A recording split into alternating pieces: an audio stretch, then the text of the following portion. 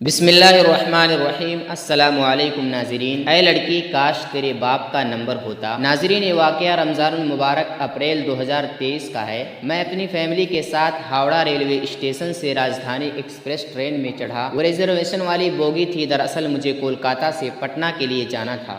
ابھی میں اپنا لگیج وغیرہ رکھ کر فیملی کو بٹھا ہی رہا تھا کہ ایک طرف سے کسی کے سلام کرنے کی آواز آئی۔ میں اس طرف متوجہ ہوا تو دیکھا کہ ایک دیندار اور باشرح آدمی سامنے کھڑے ہیں۔ ان کے لباس اور وضاقتہ سے لگ رہا تھا کہ وہ کوئی عالم دین ہے۔ سلام دعا کے بعد انہوں نے ایک نوجوان بچی کی طرف اشارہ کیا جو برقع میں ملبوس تھی مگر اس کا چہرہ کھلا ہوا تھا، جو کچھ ہی دوری پر کھڑکی کے ساتھ والی سنگل سیٹ پر بیٹھی ہوئی تھی۔ اس لڑکی کے بالکل سامنے والی سنگل سیٹ اس وقت بالکل خالی تھی۔ ان صاحب نے بڑی عاجزی سے کہا کہ وہ میری بیٹی ہے جو پٹنہ جا رہی ہے۔ وہ وہاں ایک ہاسٹل میں رہتی ہے اور کالج میں پڑھتی ہے۔ وہ اس وقت اکیلی سفر کر رہی ہے، لہٰذا آپ سے درخواست ہے کہ ازراہ کرم اس کا خیال رکھیں۔ چونکہ ہمارے دوست بھی شرعی وضاقتہ میں تھے تو ممکن ہے کہ ایک باپ کے طور پر انہوں نے امید اور بھروسے کے ساتھ یہ بات کہی ہو تاکہ اللہ نہ کرے ان کی معصوم سی لگتے جگر کو کوئی مسئلہ پیش آ جائے تو کوئی مسلمان بھائی مدد کے لیے موجود ہو۔ لہٰذا وہ اپنے دل کی تسلی کا سامان کر رہے تھے۔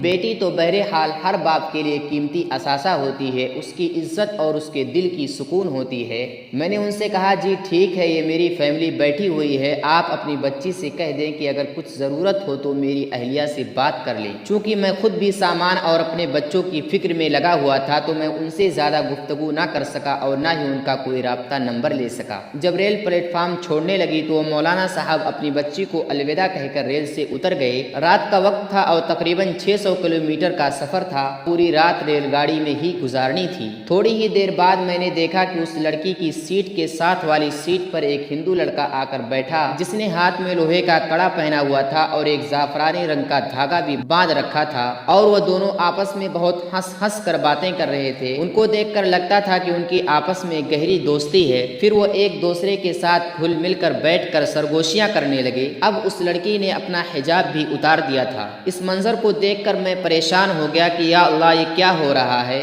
وہ دونوں اپنی خوشی میں ایسے مست تھے کہ انہیں آس پاس بیٹھے ہوئے لوگوں کا بھی احساس نہیں ہو رہا تھا۔ میں نے اس لڑکی کو ناراضگی سے گھور کر دیکھا تاکہ کم از کم اس کی وجہ سے اس کو کچھ حیا آئے اور وہ اپنی حرکات سے باز آ جائے۔ مجھے ناراضگی سے گھورتا ہوا دیکھ کر وہ تھوڑی دیر کے لیے سٹپٹا سی گئی، لیکن پتہ نہیں پھر اس کو کہاں سے ہمت آئی کہ اس نے مجھے بھی نظر انداز کر دیا اور اپنی عاشقی میں مصروف ہو گئی۔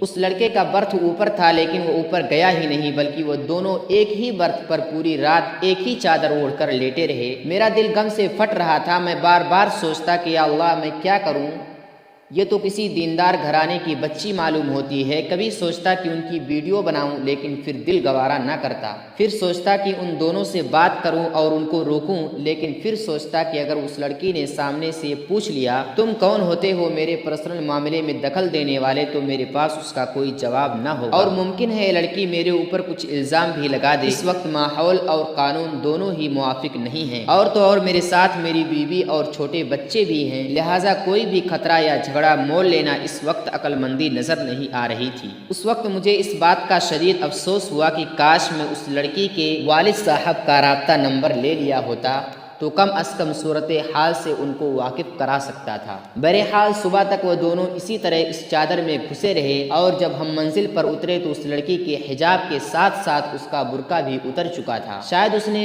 اسے اپنے بیگ میں رکھ لیا تھا۔ ایک نوجوان بچی جو کالج جانے کے لیے اپنے گھر سے اپنے باپ کے ساتھ باپردہ نکلی تھی، وہ اس وقت بے پردہ، بے پرواہ اور بے جھجک ہو کر ایک ہندو لڑکے کے ساتھ رواں دواں ہو گئی۔ مجھے اس واقعے پر اپنی بے بسی پر انتہائی افسوس اور دکھ ہو رہا تھا۔ مجھے رہ رہ کر اس لڑکی کے والد صاحب کا داڑھی اور ٹوپی سے سجا خوبصورت چہرہ یاد آ رہا تھا، اور ان کا اپنی بچی پر اس طرح اندھا اعتماد کرنا اور پھر لڑکی کا اس طرح ان کے اعتماد کا خون کرنا سب ہوش اڑا دینے والا تھا۔ وہ صاحب تو اس خوش فہمی میں تھے کہ ان کی بیٹی حیا کی چادر میں لپٹ کر تعلیم حاصل کر رہی ہے، اور ان کو کانوں کان خبر نہیں ہے کہ ان کی لگتے جگر تو کسی غیر کی باہوں کی زینت بن چکی ہے۔ اس لڑکی کو ریلوے اسٹیشن سے جاتا دیکھ کر میں نے اپنے دل میں کہا کہ اے لڑکی کاش تیرے باپ کا نمبر ہوتا۔ اب کس بات کا رونا روئیں اور کس کو مورد الزام ٹھہرائیں؟